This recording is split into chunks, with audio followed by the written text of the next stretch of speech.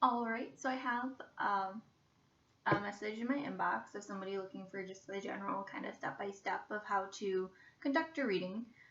They were looking more for themselves than somebody else, but the skills and things kind of apply back and forth, so it works both ways.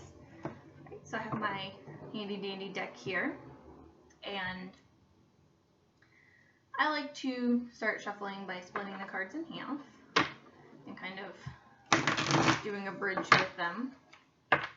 Sure, that was kind of loud. I'm really poor at making the actual bridge, but that's how I like to do it. I like to do a couple like this, and so I might do like 3 or 4. And then the other thing I like to do is kind of while I'm thinking or talking with somebody, just kind of shuffling this way. I'm not sure what it's called, but kind of shuffling, you can just go back to front, or you can do kind of like a back and forth kind of thing. It's really up to you. I find this is just easier. I don't have to think about it while I'm talking. And then I normally kind of do this again just to, there we go, just so that it kind of making sure I shuffled very well. And then, so as for drawing the cards, there are a number of ways that this can be done. You can part the deck and then put it back together and do your draw. I don't do that, I just kind of start drawing. You can use a spread, so for example a past, present, and future spread, so that you kind of have an idea of what the cards mean in a context, or you can just draw some cards and be like, oh, it looks like we have the Ace of Pentacles and the Emperor and the Nine of Swords, so you can kind of like see it as like a story in a sense.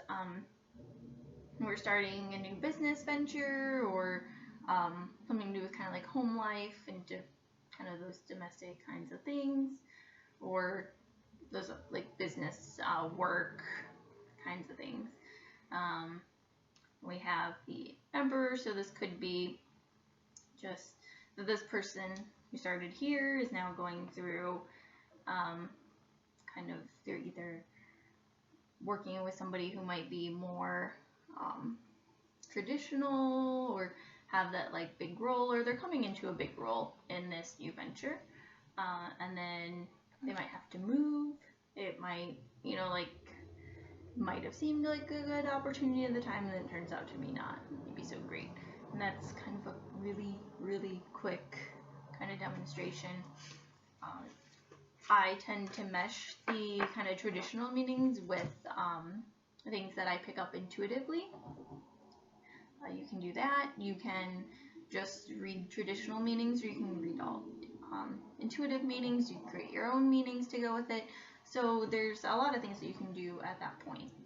And then just to kind of put it back together, I don't do reversals, so I like to make sure that they match up in the right direction. I just think it keeps it nice for myself. And then that's pretty much it. You can, I get right into the reading and then I hop out of it. So, I mean, you can light incense, candles, do some sort of cleansing, meditation, grounding, any number of things in that sense to get started, and then to end the reading with, to kind of like get back to kind of more mundane kind of lifestyle. So like it's creating like this sacred space, or sacred space kind of in your head, like I don't know, sacred thought process maybe, but kind of getting you into that like mindset, and then to get you back out or into a more average mindset that you would typically have. So that's about it. Hopefully this answered the question that the person in my inbox had, and okay, that's really it. So let me know if any other questions arise from this, or if it was kind of hard to understand. I know there's like a street right here, so there's a lot of cars going back and forth, and there's railroad tracks, so it's like they make noise as they go over. So let me know if you couldn't understand anything. I'll try to clarify, and maybe I'll do another video soon. I know it's been a while, so we'll see what happens from here.